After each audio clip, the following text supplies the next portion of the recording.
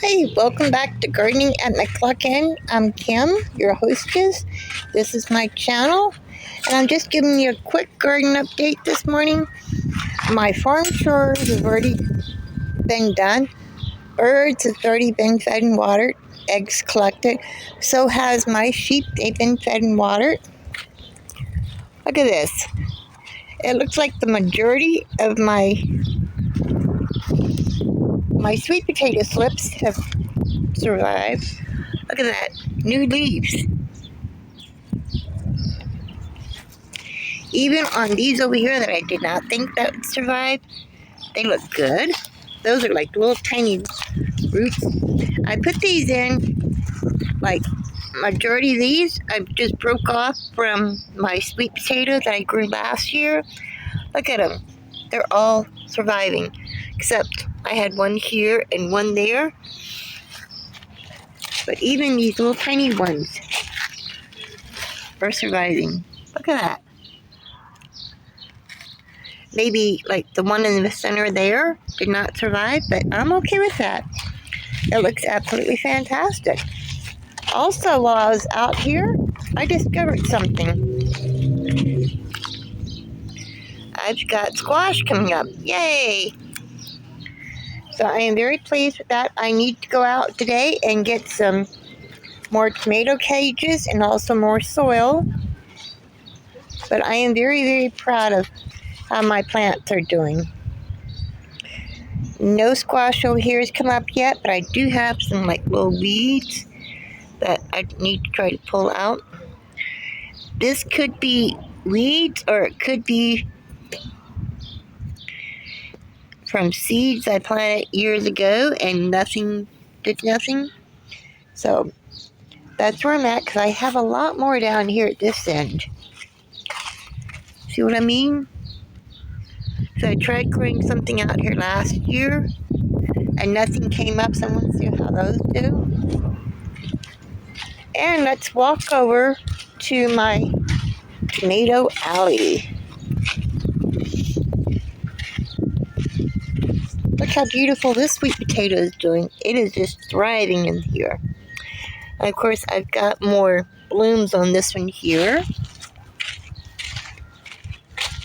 Here's another sweet potato that's in there with my tomato.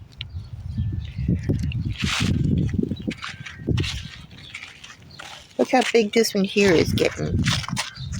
That one is doing fantastic. Soon these will just be covered up with blooms and tomatoes, which is what I'm hoping for. I still need to come out here and put the T-post on either end of these, because I just plan on trellising up the tomatoes as they grow, and I'll just wind a twine through here. That way it will hold up my tomatoes for me.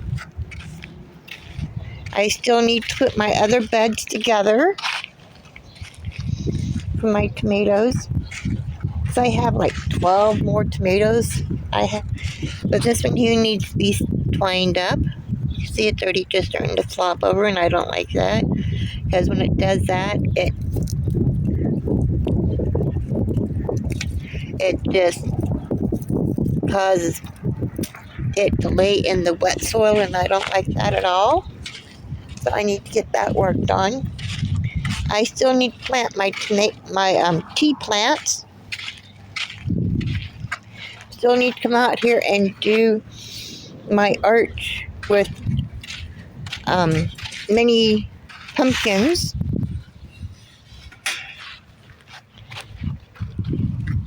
I still need to come out here and put together my long 9-foot long beds. So I'm going to be putting one there and there, and then just putting a shade cloth over here. That way my grandson can come out here and have some shade when he plays. So that's it for my garden tour this morning. I hope you enjoyed it. If you did, give me a thumbs up. And if you haven't subscribed already, please consider doing so. Because, yeah, I enjoy growing and I enjoy showing you what I grow. This is my asparagus bed. What happens with the asparagus is you don't pick it. It will do it this way here. and it will turn into one of these. And when it turns into one of these, this is how they keep the roots growing. These are like little leaves on an asparagus plant. And it just photosynthesis the sun. That way your roots will continue growing. Because in the fall, this plant, the upper leaves will die back.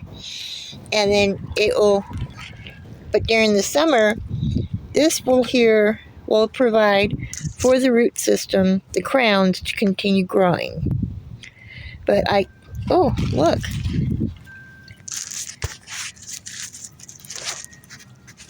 Another one coming up.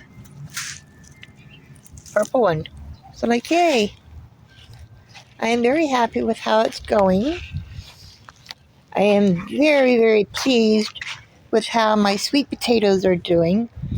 I thought for sure they would all die back because they did not have any roots to them when I put them out here. That's why I try to keep this bed thoroughly watered.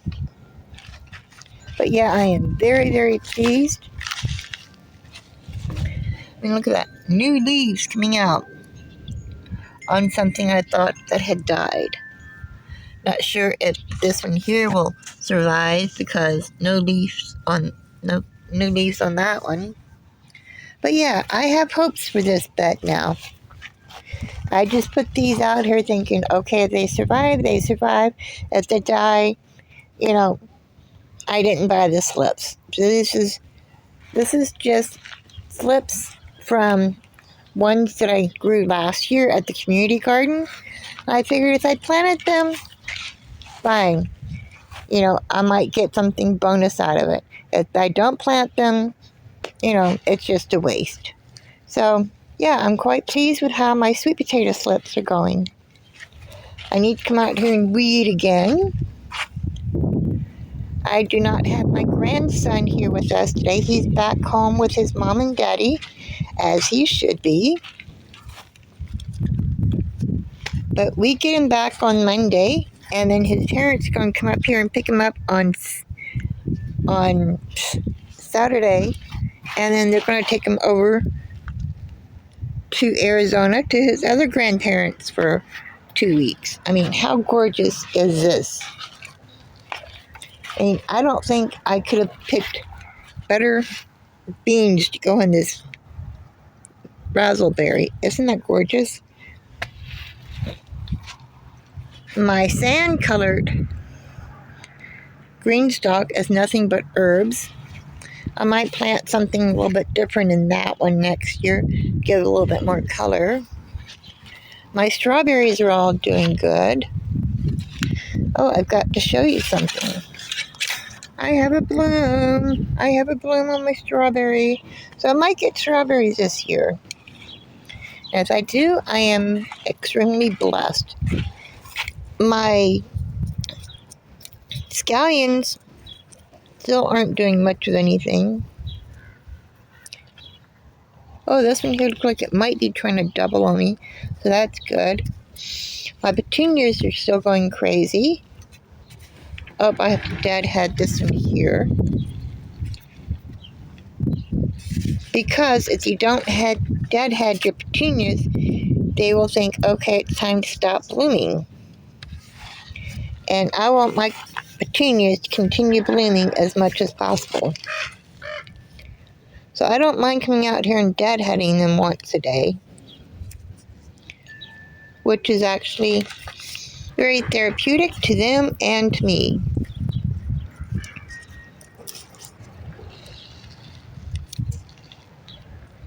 And when you're deadheading, you just pluck off the dead blooms and let them drop. Because if you do it that way, they will continue blooming and then they will reseed themselves for next year.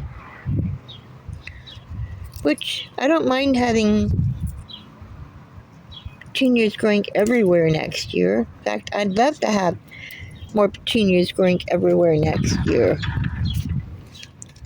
Because I love my petunias. They're absolutely gorgeous.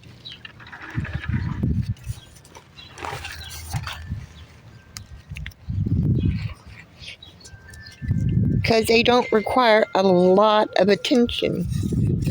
Just a little bit of water every now and then, not too much, because they don't require a lot of water.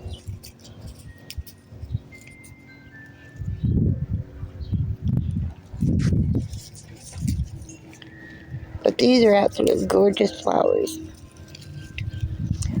I am partial to flowers that will continue blooming throughout the season.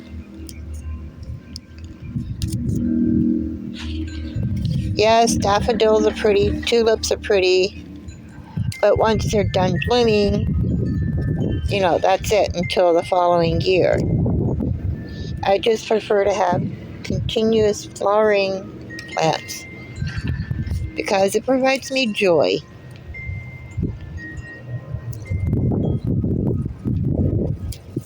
And this is something I can see from my windows. So I'm very, very happy with this. And look how gorgeous the blooms are. Next year, I think I might want to plant a different kind of petunia, like maybe a ruffled white one, so I can find them. But they're gorgeous. They're absolutely gorgeous. My gardening chore for today has already been, I still need to get some more tomato cages on my tomatoes out here. Need to set that up or put a tomato in that one. But my main chore for today is getting this right here busted up and moved out of here and get all that gorgeous soil that's in there into one of my beds. Maybe my asparagus bed or my watermelon bed, I don't know. But yeah. And then I started my other channel. It's called Preserving the Future. I don't have any videos up on it yet, but I do have my description there. I plan on making some jam later on today and then uploading it to my channel for tomorrow. So I can teach you how to preserve your fruits that way. They're my lambs. Aren't they absolutely gorgeous? Come here. They let me pet them every once in a while. They're getting to trust me a little bit more, which is good. Except if I go in there unexpectedly, when they don't want me in there, they'll stand there and stomp their feet. You've got attitude, don't you, baby? But yeah, I topped off their water this morning, which is good. Because if sheep don't have a continuous supply of water, if their water buckets dry out, the sheep will get dehydrated and die rather quickly. So that's not a good thing. So I always try and top off their water. And when I come out here at night to feed them in the evening, I will check on their water and top it off again if I need to. Now, I just filled up this pool here yesterday. This is from ducks coming in here and playing in it because they're in a sandy area. But yeah, and of course, I already fed my ducks this morning and topped off their water pail. But because it's so hot, they go into the chicken coop and just relax in there. Okay, well, that's it for now. Thanks for stopping by and enjoying my garden tour with me. We always discover something fun out here. Like, yay, I don't have anything other than the tomato planted in this one. Maybe I'll put like a couple of marigolds in there, but marigolds tend to get big. But marigolds are also a trap crop for whitefly. Oh, and I discovered something else this morning. I probably have a hornworm out here in the soil somewhere, so I need to come out here at night with the black light. Because look, that was filled with leaves, and something's been eating it. So I gotta come out here at night with a black light to see if I can find the darn hornworm and get rid of it. So yeah, not pleased with that one, but it is what it is, you know? Anyway, that's it for today's garden tour and a garden chat. Thank you for watching. Have a good day, everyone. Happy gardening. Don't forget to hit that like button while you're here and consider subscribing if you haven't done already. Have a good day, everyone. Happy gardening. Bye-bye.